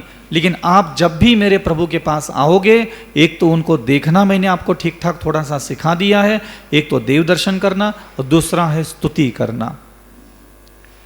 क्यों नहीं करते मुझे नहीं पता, क्योंकि अभी भी आपके हृदय में जैन जात में पैदा होना तो ठीक है, हो गए, गलती से हो जाता है, लेकिन जन्म लेने के बाद साधना करना चाहिए था कि मेरे हृदय में जैसे मैंने स्त्री को प्रेम दिया, पुरुष को प्रेम किया, पुत्र को प्रेम किया, माता पिता को प्रेम किया, जूते चप्पल कपड़ा लत्ता सोना चांदी को जब मेरे हृदय में प्रेम है, मैं मेरे हृदय का प्रेम भगवान को भी दूंगा और मेरे प्रेम में भगवान भी बिठाऊंगा। ऐसा आपको सोचना चाहिए और ये साधना करना चाहिए कि मैं परमात्मा से भी प्रेम भाव रखूंगा। मुझे बहुत प्रेम करना है मेरे अरहंतों से, सिद्धों से, आचार्यों से, उपाध्यायों से, साधु संतों से। मुझे नमोकार मंत्र से, मुझे भक्तांबर स्तोत्र से, मुझे विशापार स्तोत्र से, मुझे जिनवानी माता से, अरिका माता, छुल्लक छुल्लिका, व्रती तपस्वी जनों से भी मुझे मेरे हृदय से प्रेम करना है। मैं ऐसा व्यक्ति बनना चाहता हूं जो माता को, पिता को, पति को, पत्नी को, पुत्र को, पुत्रियों को, धन को, वैभव को, जमीन को, जायदाद को, कपड़ा लत्ता, सोना चांदी, हीरे जवाहरात को जब मैं प्रेम कर सकता हूं तो संसार के सारे महापुरुषों को प्रेम के अंदर मैं क्यों लेके नहीं आया? मेरे हृदय का प्रेम मैंने उनको क्यों नहीं दिया? ये चिंताएं होना चाहिए आपके अंदर। और ऐसे ही वह महापुरुष होते थे जो नाना प्रकार के संकटों में भी जेल में बैठे थे, मानतुंग मुनि महाराज, लेकिन उनके हृदय में उनका अपमान, उनका अनादर, उनका अविनय, उनकी प्रताड़ना करने वाले लोगों के लिए मुख से एक भी गंदा शब्द नहीं निकला। उल्टा उन्होंने उस दुख विपत्ति के समय निंदा, नालच थी, आलोचना हो रही थी, उस समय में भी उस मानतुंग मुनि महाराज ने वहां हृदय में सर्वोच्च स्थान पर अपने हृदय का प्रेम जिस आदिनाथ भगवान को वो करते होंगे, उनके लिए उनके मुख से कुछ प्रेम भरे शब्द बाहर निकलने लगे। और जब प्रेम व्यक्ति किसी महापुरुष से करता है, उस प्रेम में जो भी टूटे फूटे, लूले, लंगड़े, अंधे, बहरे शब्द बाहर निकलने लग जाते हैं, वही शब्द देवताओं के सिंहासन तक पहुंचते हैं और उनके सिंहासन कंपायमान होते हैं। तब जाकर के देवता तुम्हारे पास आते हैं। तुम्हें लग रहा होगा कि कोई महान स्तोत्र होगा, कोई महान स्तोत्र नहीं होता, महान तो प्रेम होता है। महान कभी स्तोत्र नहीं होता। स्तोत्र महान होता तो मान तुम भगवान रोज सुबह शाम 10 बार पढ़ करके चमत्कार दिखा करके मदारी जैसा डमरू बजाते गली गली घूमता। प्रेम महान होता है और तुम प्रेम के अंदर भगवान लाने की कोशिश करो और खुद को बोलो। मैं जब नया नया था ब्रह्मचर्य अवस्था में, देखता मैं भी संसार के संस्कारों से भरा हुआ था और मैंने कम से कम 10-20 लाख बार ये शब्द बोला होगा, ये मंत्र होगा कि अविचल सागर तुझे भगवान से प्रेम करना है, अविचल सागर तुझे भगवान से प्रेम करना है, अविचल सागर तुझे भगवान से प्रेम करना है, अरहंतों से, सिद्धों से, आचार्यों से, उपाध्यायों से, साधुओं से। अविचल सागर तुझे भारत में नहीं, धाई द्वीप में कोई भी दिगंबर साधु, आचार्य, उपाध्याय साधु तेरे सामने आ जाए, विनय करेगा, मधुर वचन बोलेगा, सम्मान करेगा, आदर करेगा, कोई भी आचार्य हो, चाहे आचार्य विराग सागर जी, आचार्य विशुद्ध सागर जी हो, विनम्र सागर हो, विनिश्चय सागर हो, चाहे और भी किसी प्रकार की कोई आचार्यों का नाम हो, चाहे आचार्य विद्यासागर जो, आचार्य समय सागर जो, निरापक श्रम, मुझे कोई लेना देना नहीं। मेरे हृदय का प्रेम दिगंबर मुद्रा के लिए एक जैसा बहेगा। मुझे क्या लेना देना, मुझे कोई फर्क नहीं पड़ता। मेरा हृदय को मैं बहुत सुंदर, बहुत गुणवान, बहुत प्रेम करने वाला बनाना चाहता हूं। एक ही बार तो मिला है, मर जाऊंगा अभी, कल के दिन कहीं कुत्ता बिल्ली बन के आ जाऊंगा, तुम कौन सा आ रहे हो रोटी खिलाने के लिए मुझे? कौन सा विद्यासागर आकर के रोटी खिलाएगा, कौन सा सुधा सागर आकर के रोटी खिलाएगा? मेरा हृदय है, मैं इसका मालिक और मैं तय करूंगा मेरे हृदय में मैं किसको प्रेम करूंगा और किसको नहीं प्रेम करूंगा। और मैंने निर्णय ले लिया कि इस पूरे ब्रह्मांड के सारे जितने भी दिगंबर साधु है, बिना शिकायत के, बिना कंडीशन के, बिना किसी स्वार्थ के, मेरे हृदय से सभी दिगंबर मुद्राओं के लिए प्रेम निकलेगा, एक जैसा निकलेगा। मैंने कसम खाई है, मैं प्रेम में कमी क्यों करूं? वो महाराज ऐसा, वो महाराज वैसा, वो महाराज वैसा, मुझे कोई लेना देना नहीं कौन कैसा और कौन का कर रहा हो, कितने का कर रहा हो, कितने का कारण करो, कारण मुझे लेना देना। जब तक दिगंबर मुद्रा है, अविचल सागर जी के हृदय का प्रेम प्रत्येक दिगंबर साधु के लिए बहेगा, चाहे कोई मेरा गुरु हो चाहे नहीं हो, क्या लेना देना मुझे। मैं मेरे हृदय को क्यों मलिन करूं? उसकी चर्या, उसकी आदतें, उसकी भाषा, उसकी कांड, उसके कर्म वो भोगेगा, मुझे थोड़ी भोगना है। ये मेरा हृदय है, करोड़ों जन्मों के बाद इंसान का हृदय मिला, ऊपर से मुनि बनने का सौभाग्य मिला, तो मैं क्यों उनकी चर्या सच्ची, उनकी चर्या खोटी, वो मुझे समझ में नहीं आए। मुझे समझने के लिए क्या मेरी लुगाई है क्या सारे महाराज जो मुझे समझ में आ जाए? मुझे समझ में आ जाए तब उनको प्रेम करूंगा। तेल लेने जाओ, मुझे समझ में आ जाए तब उनको मैं प्रेम करूंगा ना। कोई भी ब्रह्मांड का व्यक्ति दिगंबर साधु बनी, हाथ में पीछे कमंडली 28 बुलगुन दे ले और मुझे खबर मिल जाए, सबसे पहले मेरे हृदय, मेरे अंतःकरण से उसके लिए प्रेम भाव, नम्र भाव, नमोस्तु शब्द निकलेगा और साष्टांग नमस्कार करेगा। मैंने मेरे हृदय को ऐसा ही बनाया है, मेरे पास कोई शर्त ही नहीं है। काहे को शर्त रखूं? क्योंकि भगवान तो पहले ही बोल दिया, जो जैसे कर्म करेगा वैसे उसके कर्म का फल वो भोगेगा। वो अपने मन वचन का ऐसे खोटे कर्म कर रहा है, वो अपने कर्म का फल खुद भोगेगा। मैं अपना मन वचन का क्यों उसके लिए प्रेम के दरवाजे बंद करूंगा? मेरा हृदय है, मेरे हृदय में प्रत्येक दिगंबर साधु के लिए अगाध प्रेम ही मिलेगा, अगाध विनय मिलेगा, सम्मान मिलेगा, सब मिलेगा। क्यों कौन चौक रहे? मेरा मन वचन का है, इसका मालिक मैं हूं, इसका इस्तेमाल करना है मैं तय करूंगा। मैं क्या पागल हूं कि वो गलती कर रहा है तो मैं अपना मन वचन का खराब कर दूं? मुझे क्या लेना देना? तुम्हारा मन वचन का ऐसे तुम गाली दे रहे हो, सास के सामने खड़ी रहना और यही बोलना तुम्हारा मन, तुम्हारे जबान, तुम्हारा शरीर की इंद्रिया, तू गाली दे रहा है, तेरे कर्म का बंद तू कर रहा है, मैं काय को परेशान हुई?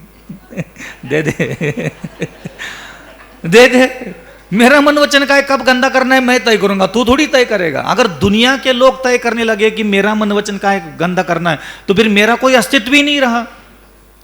मेरा मन का मालिक मैं, मेरी वाणी का मालिक मैं, मेरे हृदय का, मेरी बुद्धि का मालिक मैं कब परेशान होना चाहता हूं ये मैं तय करूंगा। सामने वाला व्यक्ति तय नहीं करता कि अविचल सागर जी को दुखी कब बनाना है, मैं तय करता हूं मुझे दुखी कब होना है, और मैं तब तय करता हूं मुझे सुखी कब होना है। दूसरा थोड़ी तय कर पाएगा।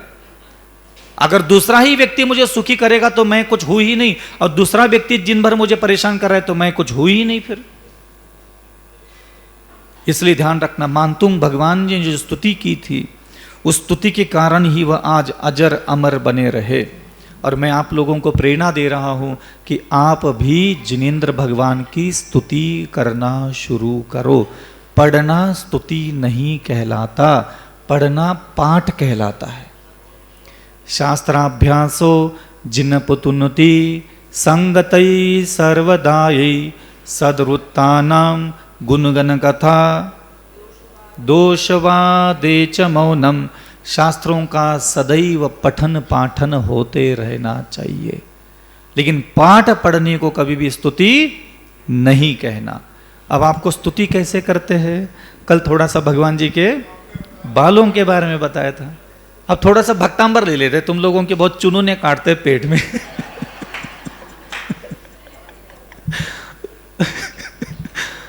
हाँ, अब थोड़ा धीरे धीरे होना चाहिए ना, ऐसा थोड़ी नहीं कि हम डांटते हम हैं तो सिखाएंगे तो हम ही, और कौन सिखाएगा।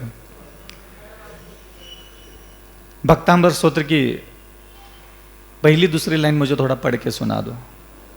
भक्तांबर प्रणत मौली मणि प्रभानम मुद्योदकम दलित पाप तमो। बस इतना ही काफी है। जब भी कभी आपको लगता है, आपने इतनी बार पाठ पठन किया है, पाठ करना चाहिए, निरंतर करना चाहिए, श्रद्धा भक्ति से करना चाहिए, समूह के साथ करे, एकांत में करे, लेकिन उससे कभी भी जिनेंद्र भगवान की कृपा नहीं होगी। जैन शासन की वो मूल साधना नहीं है। जब आपको लगता है कि कृपा मिले, दया मिले, अनुकंपा मिले, स्तुति करूं, तब आपको खुद की अपनी अकल और अपनी बुद्धि का इस्तेमाल करके ही करना पड़ेगा। लेकिन हमें नहीं पता कि प्रभु क्या है, और हमें पता चलता है इन ग्रंथों से, इन स्तोत्रों से ही हमें जिनेंद्र भगवान की स्तुति करने के लिए अक्षरों का आधार लेना पड़ता है। अब आपका प्रिय तो है ही भक्तांबर स्तोत्र, अब उसमें थोड़ा सा अपन चले जाते हैं। मान लीजिए मैं कभी जिनेंद्र भगवान के सामने बैठा हूं, नमोस्तु भगवान, नमोस्तु नमोस्तु नमोस्तु भगवान। कल मैं आपके पास आया था, कल मैंने बहुत अच्छे से आपकी इन सुंदर बालों की प्रशंसा की थी, हमें भी बहुत अच्छा लगा था, और हमें विश्वास है मेरे महाप्रभु कि मेरे द्वारा जो कल स्तुति गई थी वो आपको भी पसंद आई हो। भगवान, मैं आपकी स्तुति इसलिए नहीं कर रहा हूं कि मुझे कोई बदले में चाहिए। सही में वास्तविकता में आप उस योग्य हो, आपके पास वो सब चीजें हैं, इसलिए मात्र मैं आपके ही उन गुणों को आपके सामने प्रस्तुत मात्र कर रहा हूं। आदिनाथ भगवान, पता है हम ना आपके बारे में ज्यादा जानते नहीं थे, लेकिन ना हमने अभी कुछ लोगों के मुख से ना ये भक्तांबर स्तोत्र पढ़ा था, उसमें मानतुंग महाराज जी है। पता है वो क्या है, कैसे है, आपकी बहुत अच्छी स्तुति कर रहे थे। उनके हृदय में आपके लिए बहुत प्रेम भावता लगता है। इतनी पीड़ा, इतनी वेदना, इतना भूखा प्यासा शरीर, कंठ रुधा हुआ, आंखों से नैनों से पानी झरता हुआ उनका शरीर, दुबला सा पतला सा, पता नहीं किस उम्र में थे, जरूर वृद्धावस्था में होंगे, क्योंकि मुझे नहीं लगता कि युवावस्था में अभी कोई अपने हृदय का प्रेम तुम्हारे लिए इतना स्थापित कर पाता होगा। काफी अनुभवी होंगे, तपस्वी होंगे, काफ़ी कुछ जीवन में अच्छा बुरा सुख दुख उन्होंने झेला, सहन किया होगा। व्रतों का पालन करते हुए भी वनों में, कंदराओं में, अटवियों में, जंगलों में भ्रमण करते हुए नाना प्रकार के अंतराय, नाना प्रकार के भूख प्यास, श्रावकों के द्वारा अपमान, अनादर, अविनय, अन्य प्रकार की सारी यातनाओं को सहन करते हुए उन्होंने विहार किया होगा। किसी नगर में सम्मान मिला, किसी नगर में अपमान मिला, अविनय मिला, कटु वचन मिले, पूर्व जन्म के वैरी मिले होंगे, पूर्व जन्म के मित्र भी मिले होंगे। वही मानतुम भगवान जिसने अपने हृदय में संसार के सारे दुख का अनुभव भी लिया था और जिन्होंने इस दुख के साथ किसी जीवात्मा के साथ घृणा, नफरत, द्वेष न करते हुए अपने हृदय में जरूर क्षमा, दया, करुणा, विनय, नम्रता, अपने हृदय में स्त्रियों के प्रति ब्रह्मचर्य के भाव, पुरुषों के प्रति भी ब्रह्मचर्य के भाव स्थापित किए होंगे, निर्मल चित्त के जरूर हुए होंगे। ऐसे परिपक्व बुद्धि, प्रौढ़ बुद्धि के धारक वह महामुनिराज जरूर आपके परम भक्त होंगे। मैं भी अविचल सागर उस मानतुंग जैसा परम भक्त बनना चाहता हूं। पता है आदिनाथ भगवान जी वहां मानतुंग भगवान क्या कह रहे हैं? भक्त अमर नकत मुकुट सुमनियों की सुप्रभा का जो वासक, भक्ताम मर प्रणत मौलि मणि प्रभा नाम। पता है आदिनाथ भगवान नंदा, सुनंदा, ब्राह्मी सुंदरी आदि का मोह छोड़ करके आप वन में जाकर के बैठ गए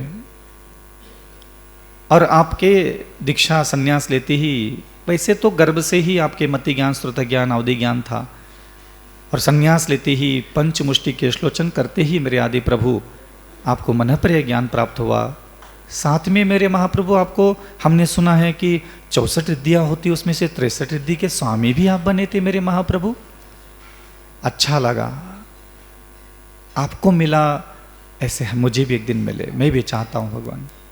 लेकिन उसके लिए बहुत हृदय की सुंदरता, बुद्धि की सुंदरता, वाणी की सुंदरता, नीयत सुंदर बनाना पड़ता है। और मैं अविचल सागर अभी इतना अपना नीयत है, बुद्धि है, चरित्र है, तप है, ज्ञान है, क्षमा है, विनय है, नम्रता, लघुता, अभी मैं इतना परिपक्व नहीं बना हूं। मेरे आसपास अभी भी अलग अलग स्वभाव, अलग अलग बुद्धि के लोग आते हैं और मेरे हृदय में आज भी क्रोध, मान, माया, लोभ, अहंकार, घृणा, द्वेष, नफरत की थोड़ा लहरें प्रकट होती है। पहले से थोड़ा कम हो गई है लेकिन अभी है। और मैं जानता हूं मेरे अंदर, मेरे स्वभाव बुद्धि में ये जो विकार उत्पन्न होते हैं अपने आसपास के मनुष्यों के कारण, पशुओं के कारण, सुख दुख के कारण, अच्छे बुरे स्वभाव के कारण, इसी के कारण तुम आज मेरे पास, मेरे निकट नहीं आ रहे हो। ना ये देवी देवता मेरे निकट आते हैं, ना रिद्धि सिद्धि मेरे निकट आती है, ना तेरी कृपा मेरे निकट आएगी भी नहीं। मैं जानता हूँ क्योंकि मेरे अंदर अभी भी आसपास के लोगों के प्रति जितना सुंदर स्वभाव होना चाहिए इतना नहीं है। आदिनाथ भगवान आपने 1000 वर्षों तक तपस्या की, भूखे रहे, प्यासे रहे, फिर भी शांत रहे। आपने किसी चौके वाले को 6 महीने तक आहार देने के लिए कोई श्रावक नहीं आए, कभी आट उठा करके नहीं देखे, किसी चौके वाले को नहीं डांटा, भोजन नहीं मिला था आपको 6 महीने तक।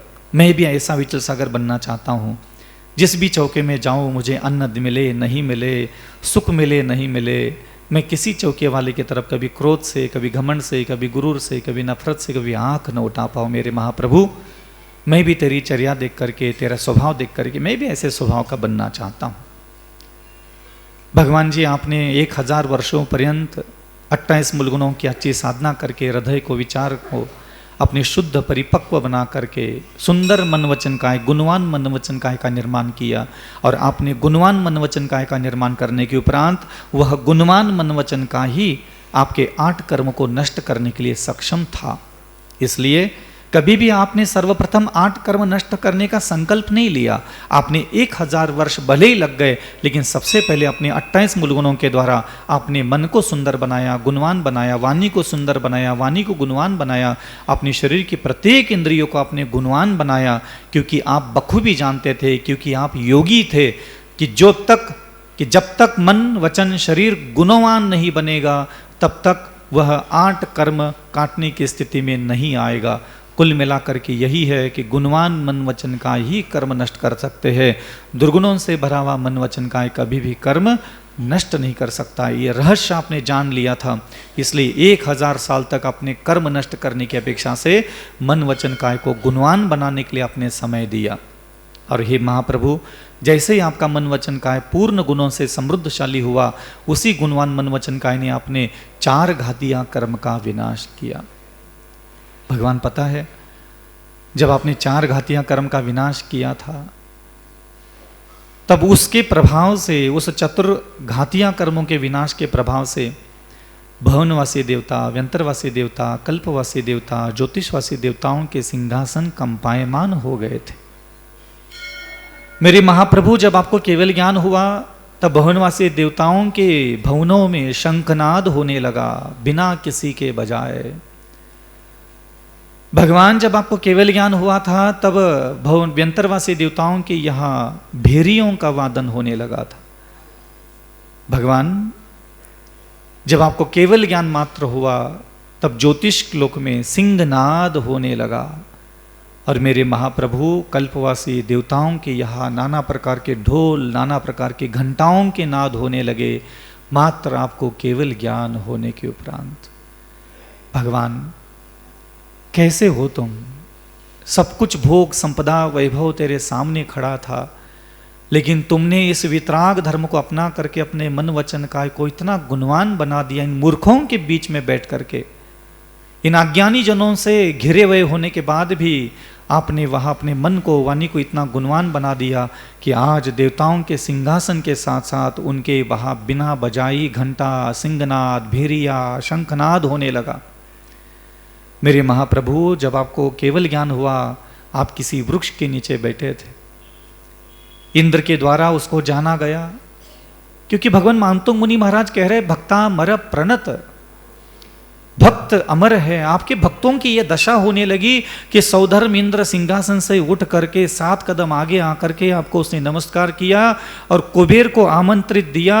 आमंत्रण करके उसको आदेश दिया गया कि जाइए और जिनेंद्र भगवान का समोशरण की रचना कीजिए। ज्योतिष लोक के देवताओं के स्वामियों के द्वारा नाना प्रकार के रथ का निर्माण करने का आदेश दिया गया। भवनवासी, व्यंतरवासी देवताओं के सारे भेद, उपभेद जितने थे, उन सारे प्रमुख देवताओं ने अपने सारे अन्य देवी देवताओं को भी आदेश दिया कि चलो, अपन को आदिनाथ भगवान के समोशरण की रचना में जाना है। इस पूरे विश्व में आपके केवल ज्ञान का समाचार कभी किसी पशु को नहीं पहुंचा, कभी किसी मनुष्य को नहीं पहुंचा। सबसे पहले आपके केवल ज्ञान होने का समाचार देवताओं तक पहुंचा, क्योंकि महाप्रभु, ये मनुष्यों का हृदय नाना प्रकार के दुर्गुणों से, भोगों से भरा हुआ है। ये मनुष्यों की बुद्धि मात्र स्त्रियों को ढूंढती, पुरुषों को ढूंढती, भोजन को ढूंढती, धन वैभव को ढूंढती है, मलिन है।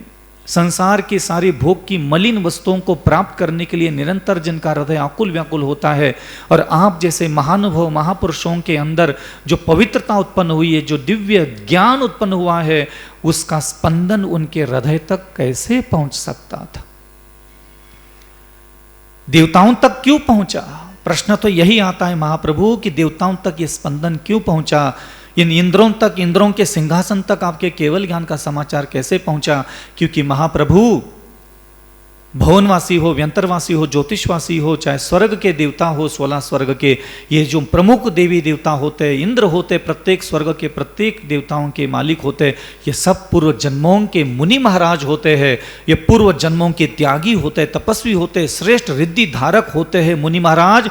और जिनका समाधि के उपरांत जिनको मोक्ष नहीं मिला, उनको सर्वोत्कृष्ट देवताओं का पद प्राप्त किया है। ये सब देवता जो सौधर्म इंद्र की गद्दी पर बैठे हैं, जो प्रमुख देवताओं के सिंहासन पर विराजमान है, यह सब पूर्व जन्मों के गुणवान, महान, शुद्ध, रिद्धिधारक, सिद्धिधारक मुनि महाराज थे। और इसलिए आपके केवल ज्ञान होने का समाचार सर्वप्रथम उनके ही सिंहासन तक पहुंच गया, जिनके आत्मा में पूर्व जन्मों के मुनि के संस्कार थे, रत्नत्रय के संस्कार थे, तप के संस्कार थे, 12 भावनाओं के संस्कार जिनके चेतना में संचित थे। ऐसे प्रमुख देवी देवताओं के सिंहासन ही मात्र इसी उद्देश्य से कंपायमान होते हैं। मेरे महाप्रभु, हम जैसे मूर्ख मनुष्य, आपका केवल ज्ञान हुआ तब 1 किलोमीटर, 2 किलोमीटर, 3 किलोमीटर की दूरी पर न जाने कितने नर नारियां वहां होंगे, किसी को कानो कान खबर नहीं लगी। देवताओं का आना हुआ मेरे महाप्रभु आपके एहसास। आप तो जमीन से 4 अंगुल ऊपर केवल ज्ञान को धारण करके ऐसे बैठे थे। कुबेर आया, कुबेर ने वहां आपको नमस्कार किया। नमस्कार करने के उपरांत योजनों के ऊपर 1000 योजन का महाभव्य धर्म सभाओं की रचना की, समोशरण की रचना की, जिसके परिकोटा भगवान शास्त्रों में बहुत विस्तार से दिया है। चारों दिशाओं में मानस्तंभ का निर्माण, चारों दिशाओं में प्रमुख प्रवेश द्वारों का निर्माण किया। ऊपर चढ़ने के लिए लाखों लाखों करोड़ों सीढ़ियों का निर्माण किया। कुछ मेला, कुछ नृत्यांगना, कुछ सारे खेल खिलौने की दुकानों का नीचे निर्माण किया। बाग बगीचे, फव्वारे, नाना प्रकार के झूलों से सुशोभित रत्नमणि, वैडूर्य मणि, चंद्रकांत मणि, सौर्यकांत मणि, पद्मराग मणि, गज मणि, नाना प्रकार के स्फटिक मणियों से सुशोभित, स्वर्ण और रजत से भरपूर यह स्वर्ण सभा, यह रजत सभा, यह नाना प्रकार के रत्नों से सुशोभित धर्म सभा का आपने निर्माण किया। वैसे तो भगवान आपने तो क्या धन संपदा वैभव छोड़ी, आपको तो कुछ चाहिए नहीं था। लेकिन महाप्रभु, ये तो भक्तों की बात है कि वो अपने प्रभु के लिए कुछ भी करे। कुबेर ने आकर के पहले तो समोशरण की रचना की। समोशरण से ठीक बीच में, पता है भगवान आपके लिए कहाँ बनो हो? दो हम बता रहे तुम्हारे लाने, तुम कहाँ बताओगे?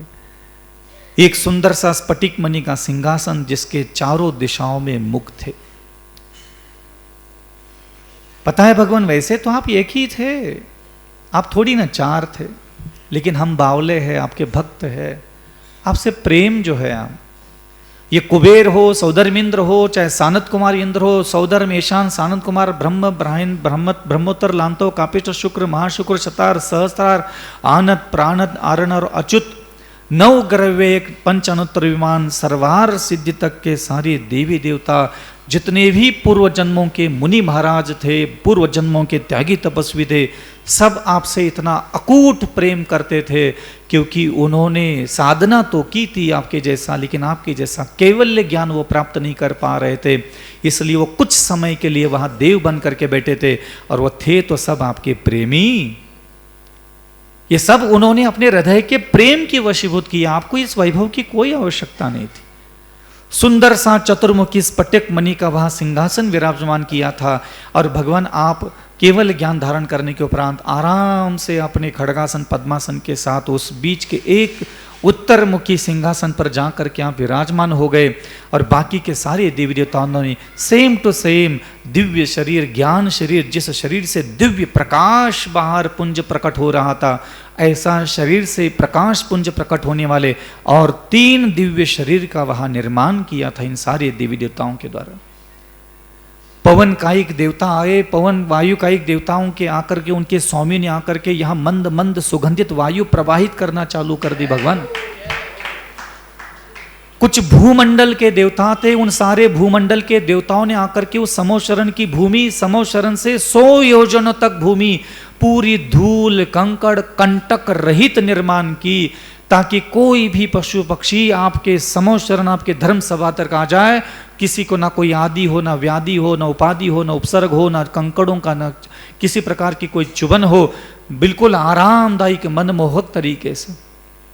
कुछ वन देवता के देव थे, जो वनों की सुरक्षा, वृक्षों की सुरक्षा, वो वनों के औषधि के वृक्षों की फल फ्रूट, औषधि और फलों के वृक्षों के पुष्पों के स्वामी थे। ऐसे देवी देवताओं ने आकर के अचानक ही 12 मासी फूलों का निर्माण किया वृक्षों पर, और फल भी लगा दिए। उन वन देवताओं ने आकर के वृक्षों पर 12 मासी सारे फल फ्रूट उगा दिए। भगवान, क्या तुझे प्रेम करने वाले दीवाने लोग दुनिया में चराचर बैठे हैं। तुमने अपने मन वचन को क्या गुणवान बना दिया है, सारा संसार तुझे तेरा प्रेमी बन गया। गजब का है भगवान। मैं भी अविचल सागर तेरे जैसा मेरे मन को, वचन को, शरीर को गुणवान बनाने के लिए खूब मेहनत करूंगा, तो चिंता मत कर मेरे बाप। प्रभु, मैं जानता हूं मैं दुर्गुणों से भरा हुआ हूं, लेकिन तेरे जात में, तेरे कुल में, तेरे धर्म में, तेरे वंश में जन्म लेकर के आज अविचल सागर भी धन्य हुआ है कि मैं भी संकल्प लेता हूं, मेरा मन वचन काय मैं गुणवान जरूर बनाऊंगा। मेरे महाप्रभु, जब सारे वृक्षों पर फल वृक्ष सब लग गए, भूमि सारी निष्कंटक हो गई, मंद मंद सुगंधित वायु प्रवाहित होने लगी, और आप श्रीमान महोदय, आप वंदनीय, पूजनीय, महनीय, स्मरणीय, सर्वश्रेष्ठ त्रिलोकीनाथ जब उस सिंहासन पर बैठ गए, लाखों देवी देवता आसमान से मंद मंद सुगंधित पुष्पवृष्टि, रत्न निर्मित पुष्पवृष्टि कर करके आपका सम्मान, आपका वहां आदर कर रहे थे।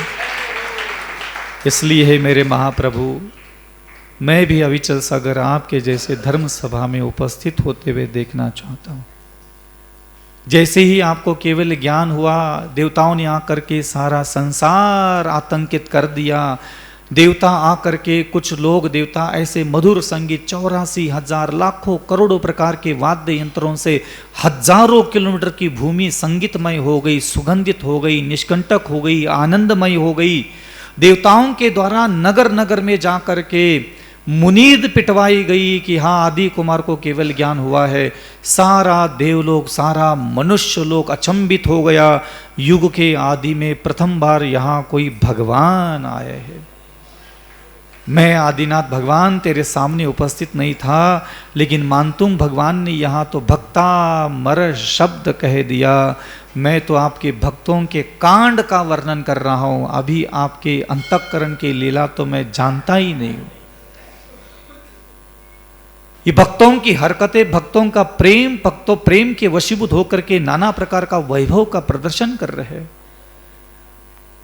आसपास के सारे मनुष्यों के द्वारा जब चित्त आकुल व्याकुल हो गया, लूले, लंगड़े, अंधे, बहरे, काने, बहरे, भेंगे भी थे उसमें भगवान। कोई दरिद्री था, कोई दीनहीन था, कोई लाचार था। मन का पीड़ा, वंचन की पीड़ा, इंद्रियों की पीड़ा, धन की पीड़ा, परिवार की पीड़ा से पीड़ित था। जैसे ही प्रत्येक आत्मा ने सोच मात्र लिया और 4 कदम अपने घर से बाहर तेरे समोशरण की तरफ जाने के लिए निकाल दिए, वैसे ही अंधे देखने लगे, लूले लंगड़े चलने लगे, गूंगे बोलने लगे, नाना प्रकार के अतिशय संसार में प्रकट होने लगा। भगवान तेरे प्रेम में इन देवताओं ने जितने भी कांड किए, जितने भी अतिशय प्रकट किए, ऐसा लगता था तेरी विभूति, तेरा वैभव, आत्म वैभव कितना भयानक होगा। तेरी आत्मा के ज्ञान, केवल ज्ञान को देख करके जब देवी देवता सृष्टि के जीवित इन सारे दुखित लोगों के सारे दुख दूर कर रहे थे, आप कितने सुख के महान धारक होंगे। क्या गजब का वैभव, क्या गजब का नजारा था। जिधर देखो वहां हाहाकार मच गया। सारे पीड़ित दुखित होने लगे, सारे दरिद्री धनवान होने लगे। मन की पीड़ा, वचन की पीड़ा, इंद्रियों की पीड़ा जिनकी दूर हुई, सारे हृदय का क्लेश जीवों का मिटने लगा। आनंद की धारा, प्रेम की धारा, आनंद हृदय में उनके प्रमुदित होने लगी, प्रस्फुटित होने लगी। महाप्रभु, मैं अविचल सागर पता नहीं वहां कहाँ नदी नाले कीड़े मकोड़े बन करके भ्रमण कर रहा था। मेरा सौभाग्य क्यों नहीं हुआ मेरे महाप्रभु? काश तुझे केवल ज्ञान हुआ था, तब मैं वही कहीं, भले पशु योनि में होगा, भले देवगति में होगा, क्यों तेरे दर्शन का मुझे सौभाग्य प्राप्त नहीं हुआ? पता नहीं किस समुद्र की गहराई में, पता नहीं किस त्रियंच योनि में, पता नहीं किस पेड़ पौधों में, पता नहीं अनजाने किस भोगों में मैं लिप्त होकर के कीड़े मकोड़े जैसे नश्वर इन शरीर इंद्रिय वशियों का कहीं भोग भोगने में आनंद मना रहा होगा। काश मेरे पास ऐसी बुद्धि, ऐसा उच्च कुल, उच्च जाति होगी, मैं भी तेरे इस वैभव को देखने के लिए तेरे सामने 4 कदम चल उठता। वहां में पहुंचा नहीं, इसलिए तो आज यहां पंचम काल में जन्म लेकर के नाना प्रकार की कुबुद्धि, कुस्वभाव के साथ जीवन, दर्दमय जीवन जी रहा हूं। ये पीड़ामय जीवन तो इसलिए जी रहा हूं ना भगवान, कि तुझे प्रेम नहीं किया। ये तुझे प्रेम नहीं करने का ही नतीजा है कि आज मैं चतुर्गति के संसार में भटक रहा हूं। और ये सारी देवी देवता ये तेरे सामने इतना बड़ा वैभव प्रस्तुत कर रहे, इसलिए नहीं कर रहे थे कि भगवान तुझे कुछ चाहिए था। वो भी अपने अनंत काल का संसार नष्ट करने के लिए जो उनके पास वैभव था, वो उड़ेल उड़ेल करके अपना प्रेम प्रकट कर रहे थे महाप्रभु। और ऐसा नहीं कि सब कुबेर देवता आ गया, सौदर में ईशान, सानत कुमार, महेंद्र, ब्रह्मवंतर आ गए, भवनवासी, व्यंतरवासी, भूत प्रेत, पिशाचिनी, डाकिनी, शाकिनी, सभी प्रकार के देवी देवता वहां करके लबालब समोशरण भर गया। आपके साथ जिन्होंने संन्यास लिया था, ऐसे हजारों मुनियों ने भी रिद्धि सिद्धि प्राप्त की थी। वो सारे मुनि महाराज तत्क्षण समाचार प्राप्त होते हुए समोचरण में आकर के अपने अपने उच्चासन पर बैठ गए थे। गौतम आदि गंधर आदि स्वामी ने आकर के, जो भी आपके गंधर पर में स्थित है वो आकर के वहाँ उच्चासन पर बैठ गए। कुछ कोठों में मुनि महाराज बैठ गए, कुछ कोठों में आरिका महाराज बैठ गई, कुछ कोठों में श्रावक श्राविका बैठ गए, कुछ कोठों में वितरागी अथवा संयमी सारे श्रावक श्रविष्टि बैठ गए, कुछ कोठों में पशु पक्षी बैठ गए। शांत निराकुल वह धर्म सभा, बिना किसी आदि व्याधि पीड़ा वेदना के मात्र आपका वह दिव्य कांतिमान प्रकाशवान पुंजवान उनका आपका शरीर देखने में ही निमग्न थे। क्योंकि ब्रह्मांड में सर्वप्रथम ऐसा महापुरुष था जिनके शरीर से दिव्य रोशनियां प्रकट हो रही थी, और भगवान आपके शरीर से इतनी दिव्य रोशनी बाहर निकल रही थी कि संसार में तो वैसे सूर्य सारे प्रकाश देता था, लेकिन आज वहाँ आपके शरीर की कांति से जो प्रकाश बाहर निकल रहा था उससे वह सारे हजारों सूर्य चंद्रमा के प्रकाश भी फीके से पड़ रहे थे, और सारे भूमंडल पर आपके शरीर से निकलने वाला वह प्रकाश चारों दिशाओं में लोगों के अंदर अंधकार भी मिटा रहा था, ज्ञान मिटा रहा था, मूर्खता मिटा रहा था, मूर्ख बुद्धि का विनाश कर रहा था। आपके शरीर से निकलने वाली वह कांति जिसके भी दृष्टि में आ रही थी उसके अपने अंतःकरण का भ्रम है, अज्ञान है, मूर्खता है, वासना है, तृष्णा है, वो जैसे शांत हो रही थी। जैसे सूरज का प्रकाश उत्पन्न होता है और जैसे संसार का अंधकार दूर हो जाता है, ऐसे आपके केवल ज्ञान से प्रकाश से युक्त शरीर को देखते ही मनुष्य के हृदय के अंदर का ज्ञान नष्ट हो रहा था। मेरे महाप्रभु, सारी व्यवस्थाएं जुट गई, समोश्वरण की रचना हो गई, आपके चतुर्मुखी का निर्माण हो गया। आकर के कुबेर ने ठीक आपके चारों प्रतिमाओं के बीच में एक दिव्य रत्न निर्मित पृथ्वी का एक अशोक वृक्ष का निर्माण किया। अनेक प्रकार के वैडूर्य मणि, रजत मणि, सूर्यकांत मणि, पद्मराग मणि, गरुड़ मणि, अनेक मणियों से, अमूल्य रत्नों से विभूषित वह आपका अशोक वृक्ष निर्माण किया। अशोक वृक्ष स्थापित करते ही प्रभु आपके मस्तिष्क के पीछे एक दिव्य आभा मंडल का भी निर्माण किया, दिव्य धर्म चक्र का निर्माण किया गया। जो भी देवी देवता, जो भी सामान्य मनुष्य, जो भी मुनि महाराज, जो भी पशु पक्षी आपको नमस्कार करने की बुद्धि से आपके निकट आकर के, आपके चरणों के निकट होकर के साष्टांग नमस्कार करके जब अपना मस्तक ऊपर उठाते थे और अपना मुखमंडल उस भामंडल में देख लेते थे, उनको आने वाले 7 भवों का और पिछले 7 भवों का ज्ञान वहाँ प्रकट हो जाता था मेरे महाप्रभु। और अपनी कर्म की और कर्म के फल की महिमा देख करके वह भी आनंदित होकर के वहाँ से नीचे उतर जाते थे। ऐसा वह दिव्य समोशरण आपका निर्माण हो गया था। आदिनाथ भगवान ये सब इधर बाकी के चुल्लर चौवन्नी सारे देवी देवता